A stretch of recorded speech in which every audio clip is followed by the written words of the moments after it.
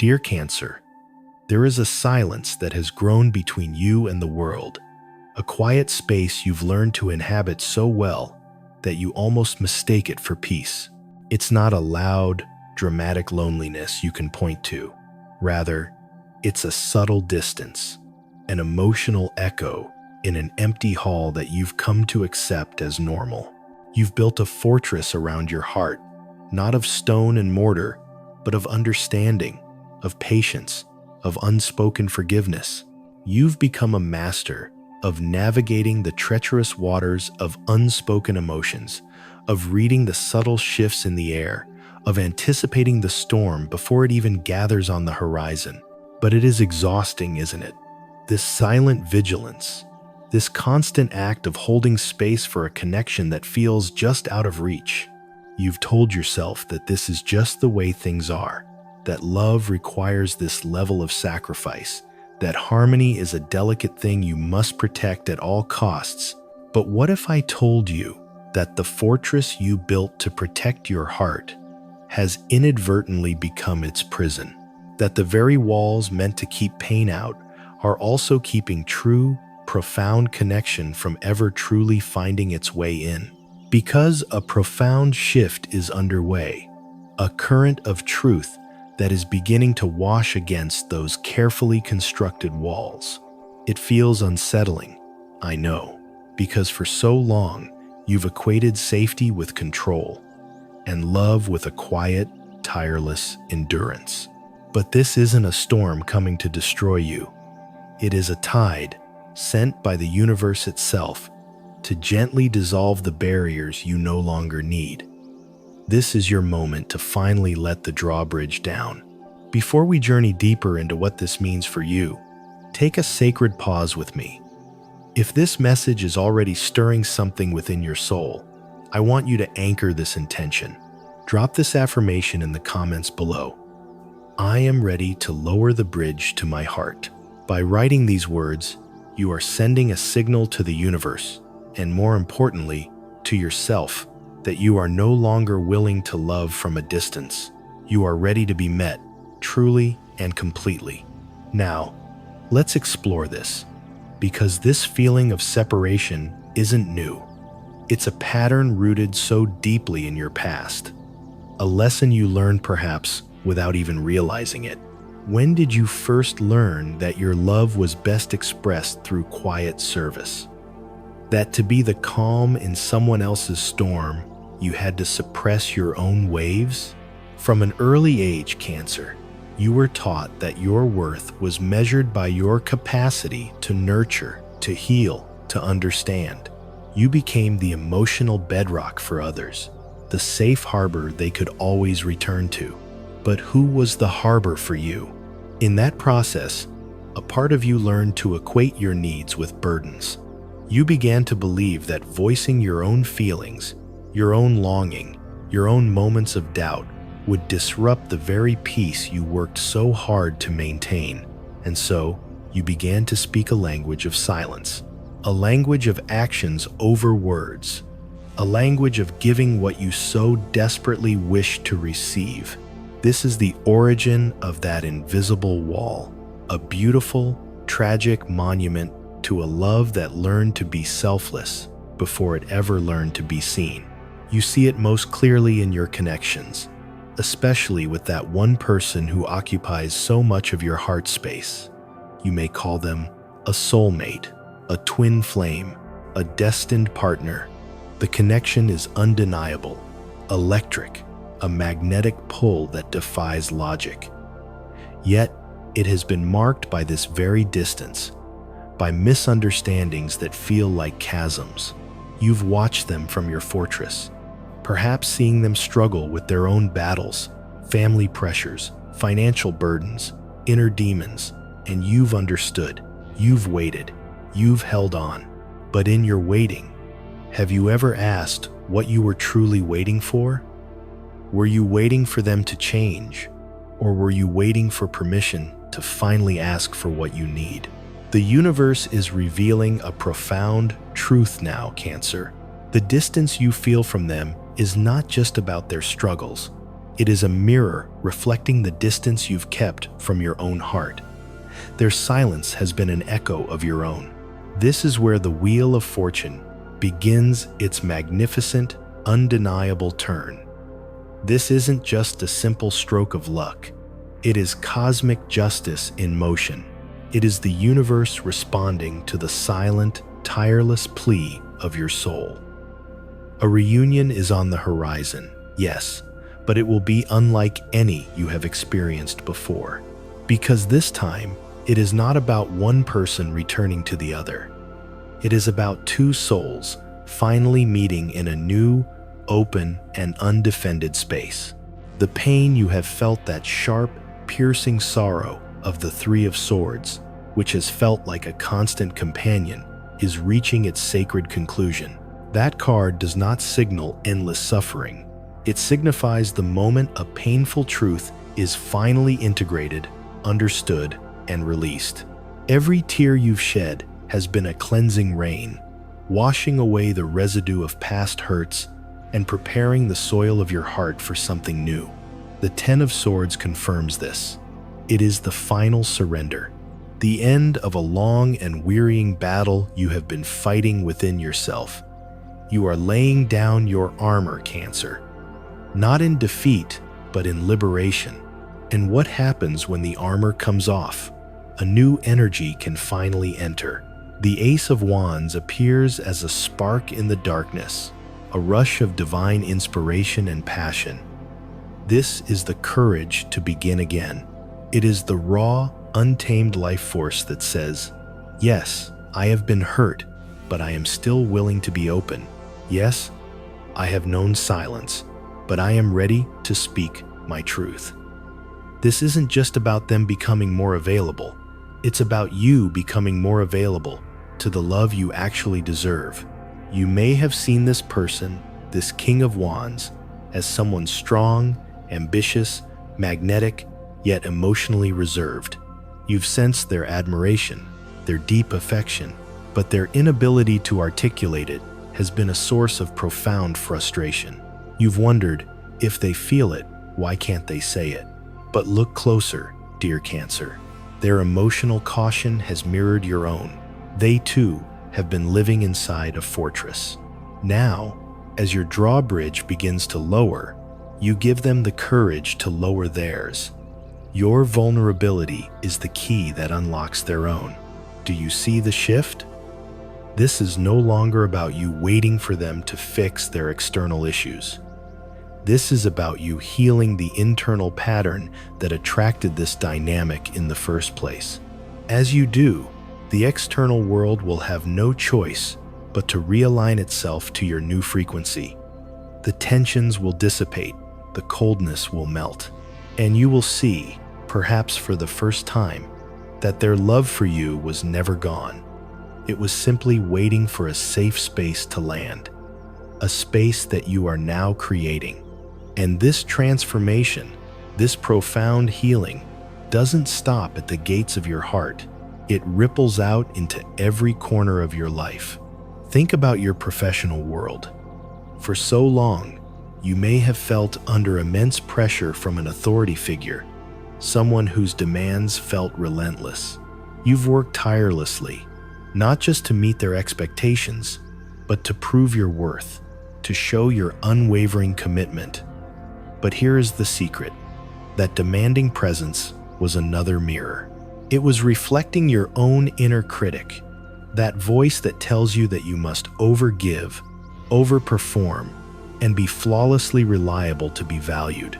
You've been seeking validation from them, when the validation you truly crave is your own. Now, as you begin to release the need to earn your worth through silent sacrifice, a shift occurs. Recognition comes, not because you finally met their impossible standards, but because you finally started to recognize your own value. The pressure lifts. That new project on the horizon is not just another challenge. It is an opportunity to engage with your work from a place of passion, not pressure. It is the Ace of Swords, a moment of stunning mental clarity, where you cut through the noise of expectation and connect with what you truly desire to create. This newfound clarity extends to your finances as well.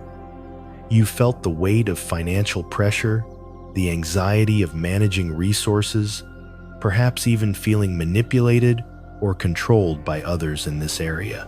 This, too, is a reflection of that old pattern, the fear that if you don't meticulously control everything, it will all fall apart. The fear that you must be the sole provider of your own security. But the wheel of fortune is turning here too. It promises an unexpected shift, a release of that pressure. An opportunity may appear out of nowhere, or a complicated situation may resolve itself with sudden ease. But the true blessing isn't just the potential influx of resources. It's the release from the fear of lack. It's the universe reminding you that you are supported. Your ingenuity, your intuition, that classic Cancerian gift, is your greatest asset. It allows you to see possibilities where others see dead ends. Trust that inner guidance. You are moving from a mindset of survival and control to one of flow and trust. True abundance isn't about hoarding resources. It's about knowing you are worthy of receiving them. And in this new, open-hearted state, you will find you are not alone. The Three of Cups appears as a beautiful promise of celebration and community. For so long, you may have carried your burdens in silence, not wanting to trouble your friends or family. But healing is not a solitary act. This card is an invitation to let your people in, to share your joy, to lean on their strength, to allow yourself to be celebrated. A reunion is coming, not just with a romantic partner, but with your tribe. Let their collective energy lift you. Let their love remind you that you were never meant to go through this alone. Their presence is a testament to the love you so freely give, finally returning to you in full measure. But to truly receive all of this, you must first tend to your own inner world. It's time to be ruthlessly honest with yourself, Cancer. You must determine what you do from a place of pure, authentic love, and what you do out of a sense of obligation, that old pattern of pleasing others to maintain a false peace. That commitment you hold, that project you keep afloat, that emotional labor you perform, does it energize you or does it drain you? The future is not shaped by grand gestures, but by the small, everyday choices we make. Every time you say yes when your soul is screaming no, you are reinforcing the walls of that fortress. You are choosing the familiar comfort of the cage over the terrifying freedom of the open sky. It is time to be selective. It is time to reclaim your energy. Releasing what is done out of obligation is not selfish. It is the ultimate act of self-preservation. It is how you make space for what truly sets your soul on fire. Now, let's speak of your own energy, your health. For a long time, you've been running on fumes, your energy low because you've been giving it all away. You may have even sought comfort in things, food, habits, routines that offered a momentary pleasure, but ultimately weighed you down. This isn't about shame or guilt. It's about understanding that how you treat your body is a direct reflection of how you feel about yourself. When you believe you must carry the weight of the world, your body often responds in kind. The invitation here is to nourish yourself, not just fill a void, to hydrate your body as you hydrate your soul, to bring intention and care to the simple acts of living. And this care extends to your professional image. It's not about superficial appearances. It's about how you present your energy to the world. Punctuality, order, focus. These are not just about being a good employee. They are acts of self-respect. They are you telling the universe, I value my time. I value my energy. I am ready to be taken seriously because I take myself seriously. When you focus on your own performance, on your own growth, you become a magnetic force. Others will have no choice but to count on you, not because you are sacrificing for them, but because your inner light is shining so brightly. If you are single, this message is perhaps even more potent. The reason you have remained closed off is not because there are no worthy people out there. It is because you have been unconsciously protecting yourself from repeating past hurts. You've believed that all love will eventually demand the same silent sacrifice, but you are breaking that pattern now. By learning to love and honor yourself first, you change the very nature of the love you attract. Do not seek a partner to complete you. Become so completely yourself that you attract someone who is already whole, ready to meet you in a space of mutual respect and joyful connection. Not all people are the same, because you are no longer the same. And for your family connections, the same truth applies. The harmony you've always craved is now possible, not through suppression, but through authentic expression. Your willingness to be vulnerable, to communicate your needs, and to celebrate your true self will inspire them to do the same. You are breaking a generational cycle, Cancer. You are teaching those you love that connection thrives not in silence, but in truth. So, let us bring it all home, to the very core of your being. Be wary of your own mind. It is a powerful tool, but it has been programmed with old fears. It will try to convince you that things are worse than they are. It will replay old stories of betrayal and abandonment. Do not let it create adversities that are stronger than reality. When those thoughts arise, see them for what they are: echoes, ghosts of a past you are no longer living in. You are so much stronger than your deepest anxieties. The ultimate truth, dear Cancer, is this: the wheel of fortune is not something that happens to you.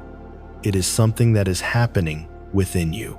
The reunion, the recognition, the abundance, these are all external manifestations of an internal revolution.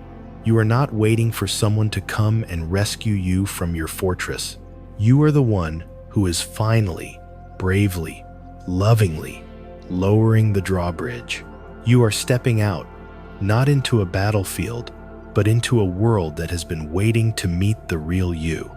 The you that is not just a nurturer, but also needs to be nurtured. The you that is not just a rock, but is also a flowing river. The you that is not just a harbor, but is also a ship, ready to set sail on a new and wondrous adventure. This is your new life, Cancer. It may not be perfect, but it will be real. It will be honest, and it will be yours. From this place, everything you touch will vibrate with a new frequency, a frequency of love that is received as freely as it is given. You are learning to say no without guilt and yes without fear. You are no longer pleading for a space at a table that was never meant for you. You are building your own. You are enough, not because of what you do for others, but simply because you are. Let that truth wash over you. Let it heal every last corner of your beautiful, tender heart. You are not losing control. You are gaining freedom. And that, dear Cancer, is the greatest blessing of all.